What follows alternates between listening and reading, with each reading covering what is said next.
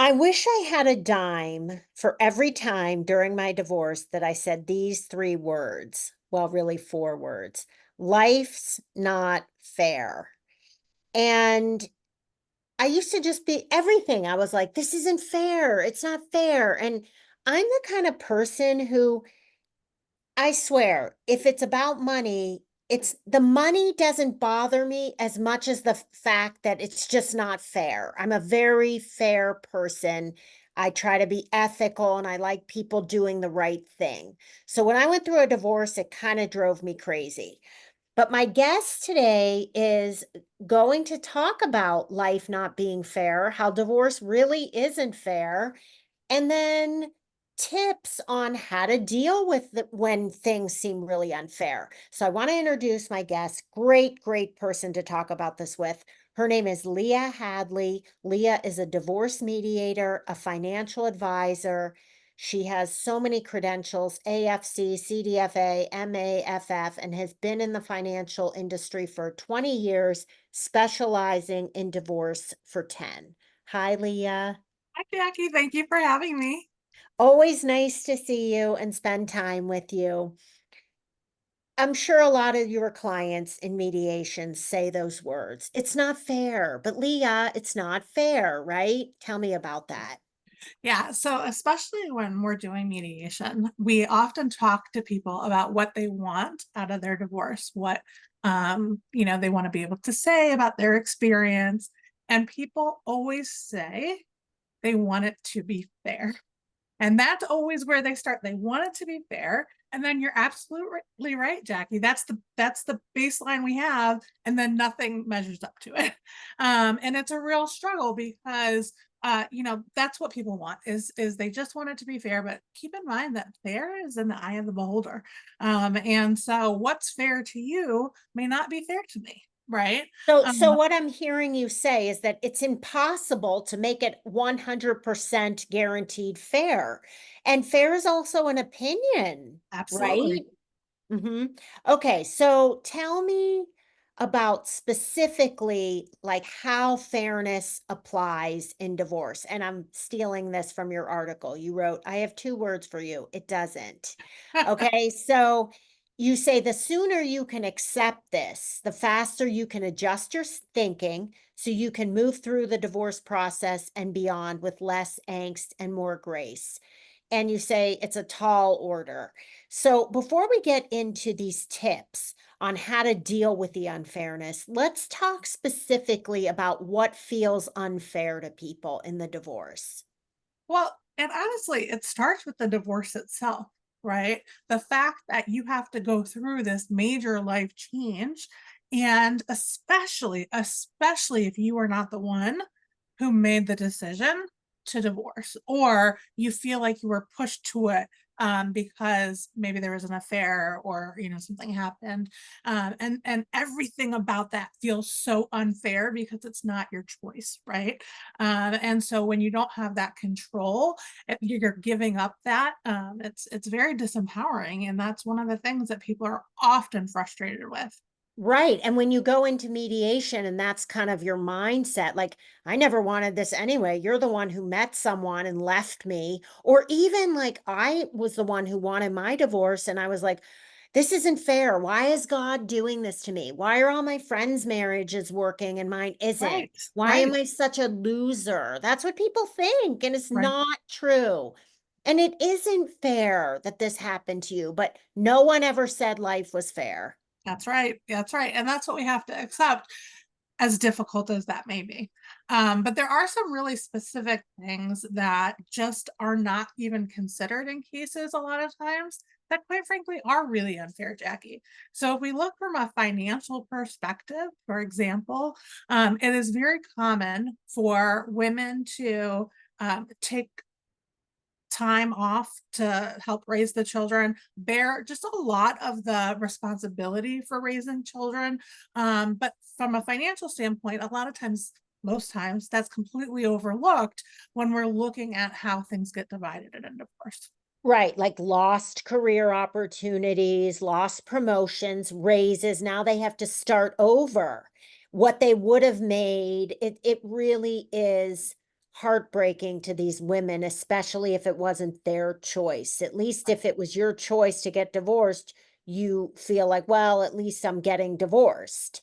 Right. And so I feel so much. So, what do you tell somebody when they say, like, it's just not fair? I stayed home and raised the kids while he grew his business. And now, I have to go back to work and I haven't worked in 15 years. What do you It's say? really important to try to make a shift from comparing yourself, which is what often leads to this unfairness that we're talking about, to really focusing on what you're grateful for, what you really can enjoy and appreciate in your life, because that can really fill up your cup when you're feeling really depleted.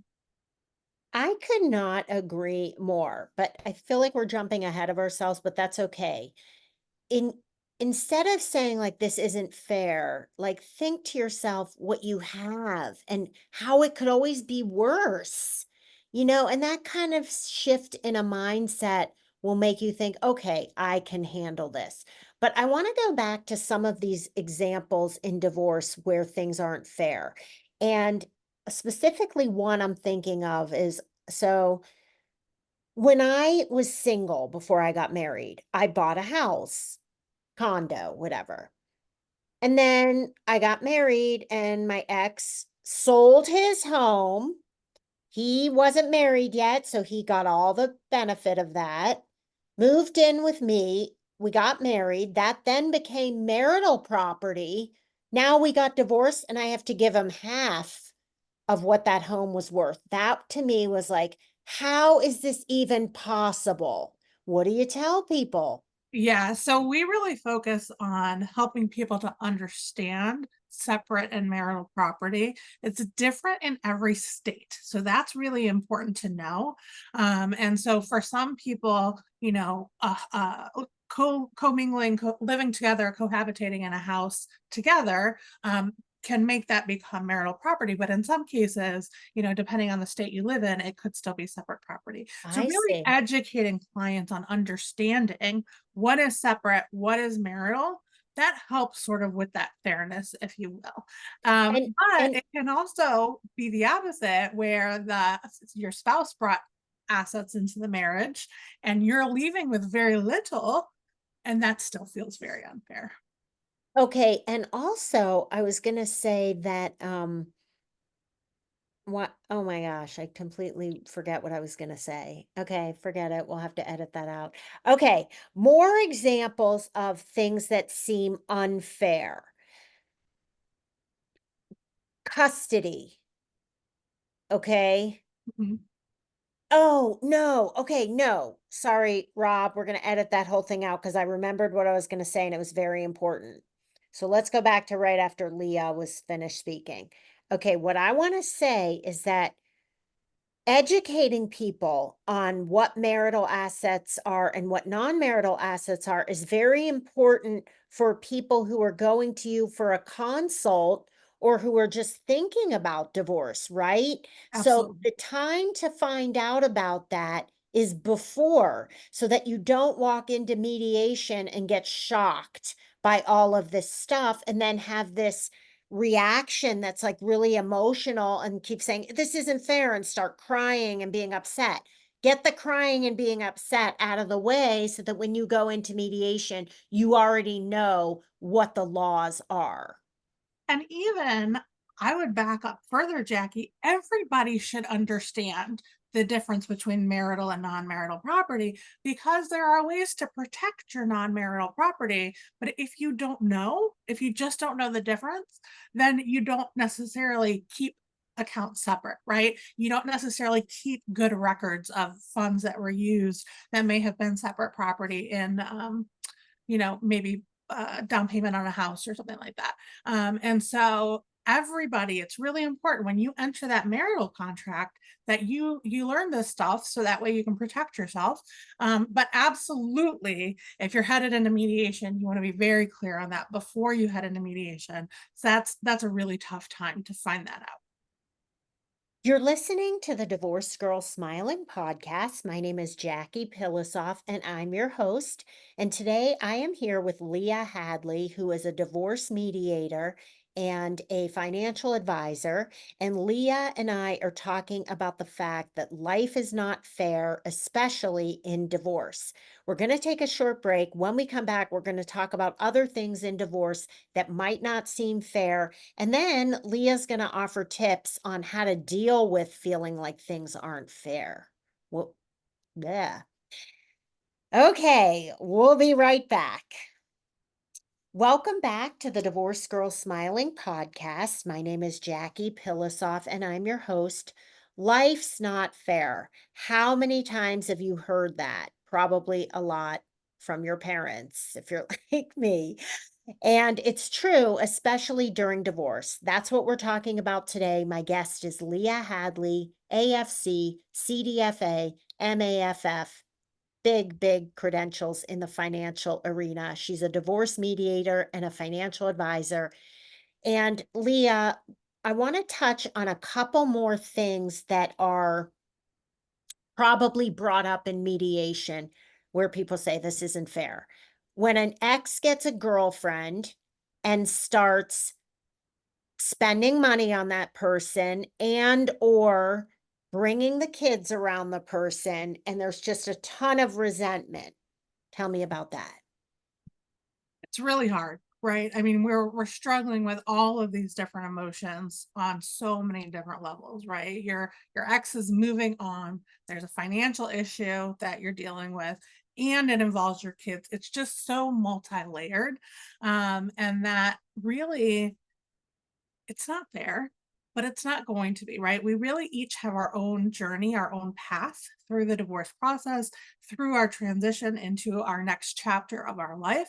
And you really want to focus on you, what your needs are, what you want in your life, to really help you move forward and not compare yourself so much or not focus so much on what your ex is doing. And have the ability to recognize that this is emotional and you can't make decisions based on the fact that you are so mad right now that he got a girlfriend 2 weeks after he moved out. I Right. mean, really, it happens so much. I can't even tell you how much I hear those stories. And when you come into the mediation space at the meetings, you really have to take it out of the whole picture and just focus on the business aspect of the divorce and get what you can, get what you want. You're there for a specific reason. There's nothing you can do about the girlfriend. I know it's not hard. I mean, it's not easy. If you're listening, I get it. It's very difficult to do. Another example is child support. So I hear women say, like, this is so unfair. It's so little money. He makes so much more. Why am I getting so little? I can't live on this. What do you tell those people? So when it comes to looking at your income post divorce, I think it's really important that you take control over your income. So child support calculators exist in every state. Some of them are quote more fair and some of them are less fair, but they're different, and child support is calculated differently in every state, but there is a calculator, and so that's what the law is based on. And so you may not like it, but if you take control of your income and you decide you're going to increase your income, maybe you're going to advance your education or you're going to start a business or whatever you're going to do, then guess what? It doesn't matter. That child support, the fact that it's less than you feel like it should be, doesn't matter when you feel confident in that you're getting the income that you need. Not waiting around for those child support checks was probably the most empowering thing I ever did for myself in my life. I fought it. I didn't want to go back to work. I never liked leaving my kids. When I finally went, I'm telling you, Leah, it was the best thing I ever did. It solidified me, and you're right. I was like, you know what? Instead of complaining about what the law is giving me and whining and complaining, and I don't wanna make it sound like I think everybody listening is whining. I understand it's so stressful and it's so scary to think about going back to work and making another change in your life. But there are so many benefits that come with that besides the money, feeling better about yourself, appreciating your kids more because you don't get to spend as much time with them. but the time you do spend is so much better, just feeling better about yourself, a whole new community of people that you're social with, just feeling so much smarter, getting dressed every day, being really busy. I'm telling you, the best thing I ever did, really. Okay, one more thing before we move on to the tips of how to deal with this feeling of unfairness. What about custody? When people say, because there's laws for that too. So what about when they say, I can't believe that he wants all this time with the kids. He never did anything. I handled everything. And now he's like Mr. Mom wanting to do everything. What do you say? It's hard. I mean, it is really, really frustrating for the spouse who has been the primary parent, to see that and feel like they're giving up that time with their kids, that's really important to them.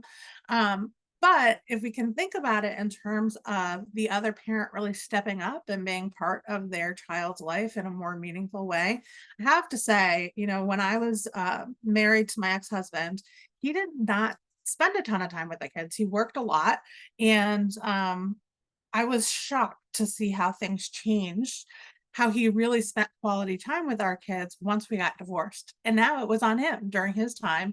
Now that's not everybody's story, but it can happen. It can happen.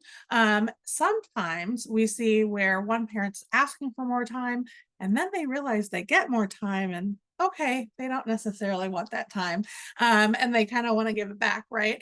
And there's everything in between. And so you really want to figure out what's right for your family, and acknowledge the fact that, yeah, laws are guidelines for us, especially when it comes to contentious divorces. But especially when it comes to the parenting piece, if you two can work together to come up with a plan that really works best for your family, that's the best outcome. So you're saying you were like pleasantly I surprised that you're was. that's so nice to hear. And a Yeah. lot of times, like what I want to say to women listening, well, a couple things. First, I want to say that I understand because there was nobody who was more controlling about my kids. I had to do everything. I didn't like the way that he did anything, and that's on me because I really needed to get over it. So I'm telling you, don't waste time worrying about the fact that like they might miss a night of brushing their teeth or they might eat a little too much junk food. Like it's not worth it. Pick your battles. Something Sure. that's really important to you is different than, oh, our kids had extra dessert, whatever. And the other thing is, I don't want to stereotype because this whole podcast, I've been talking about how like women this and men this.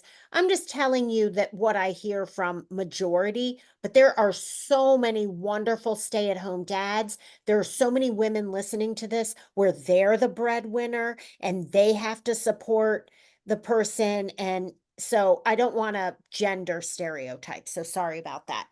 Okay. I want to move on to how we navigate this feeling of it's not fair. We already talked about shifting the lens from comparing everything to just gratitude. Okay.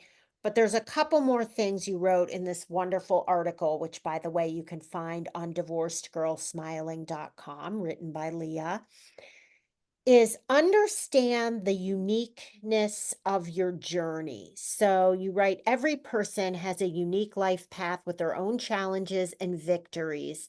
And if you acknowledge this, it helps you realize that fairness is not about equivalence, but about the individualistic nature of our experience and the growth opportunities for you specifically.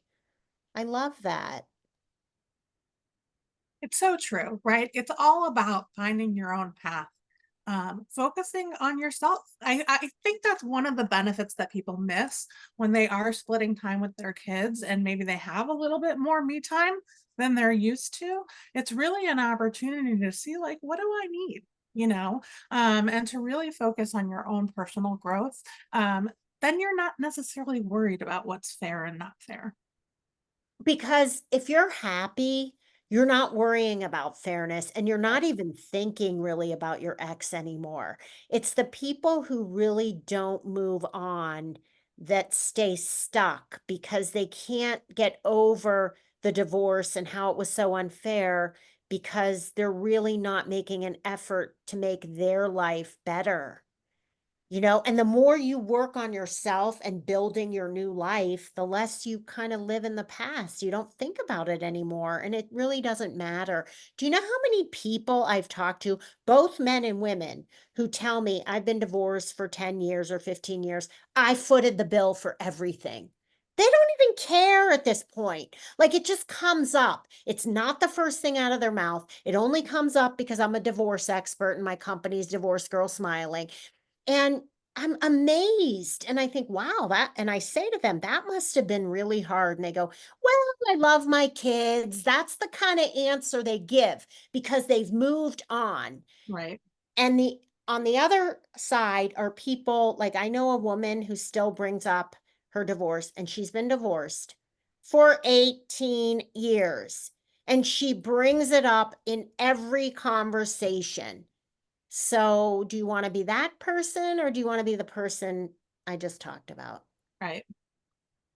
Okay, another tip. Turn envy into clarity and action. Ooh, okay, tell me about that. So, especially with social media, I hear about it all the time where people are comparing themselves to other folks on social media, whether it's trips they're taking or new vehicles or moving into a new home, and it comes with all of this envy. But if we can take a step back and really look at what are you actually envious of, then we can actually create an action plan in your life to help you attain what it is that you want. So, as an example, maybe you are envious that you see, pictures of people on their vacation. Is it that you necessarily want that specific vacation, or is it that maybe you want some time away, or maybe you want some time with your kids, or maybe there's some special activity that you want to plan? It doesn't necessarily have to be that vacation. But when we identify what we're envious of, sometimes it's just seeing the quality time that's happening in those pictures. We can create that in our lives in a way that doesn't have to cost a lot of money. I love that, and also, like, I have a great example of this. I knew this woman who got an au pair when her kids were really little, and I was so jealous. I was like, "She is so lucky," because we had kids the same age, and I was, like, struggling, and I thought to myself later, like, "Well, you could have that too." She doesn't take expensive, extravagant vacations. I don't see her in designer clothes because she's probably spending her money on this. So, you don't know anybody's story. You don't really know what's going on. It's their choice. And if you want to make something happen, don't be jealous of somebody. Figure out how you can get it too. Yeah, absolutely. And I will just put my financial advisor hat on for a minute and tell you there are a lot of people spending well beyond their means. So just because they're spending it doesn't mean they have it. I just heard that from someone else too. It's so true because I was like, "Oh, I live in this area and everybody thinks my kids think we're the poorest people in the community." And the person said to me, "You have no idea. These people with these really big houses, you don't even know what their financial situation is." Yeah. So funny. Okay, last tip is this is such a layup, but it's so true. Empower yourself financially. Yeah, absolutely. When you feel confident in your own financial future, when you know that you're in control of your income, when you're making proactive decisions about how you spend your money, how you save your money, how you invest your money, really being in the driver's seat in your financial situation, that's going to protect you from a lot of that envy and jealousy because you're focused on your own goals. You're focused on what you want to accomplish and you're celebrating as you achieve those things. I love that so much. And empowering yourself financially is scary.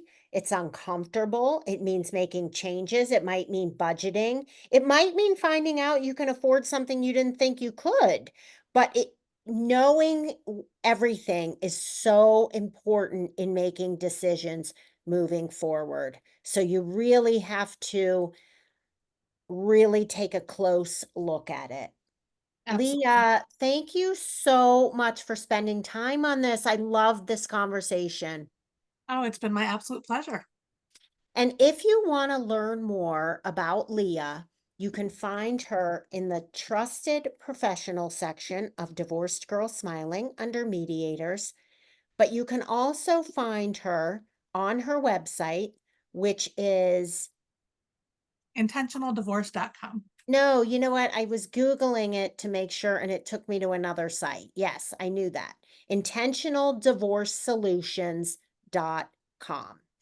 And if you want to find other trusted, vetted divorce professionals like real estate agents, mortgage lenders, divorce lawyers, um, all kinds of people, you can go to divorcedgirlsmiling.com. You can also go there to listen to more podcasts, read articles, download my mobile app, or sign up for my free consult. Thank you so much for listening, everyone. We'll talk to you real soon.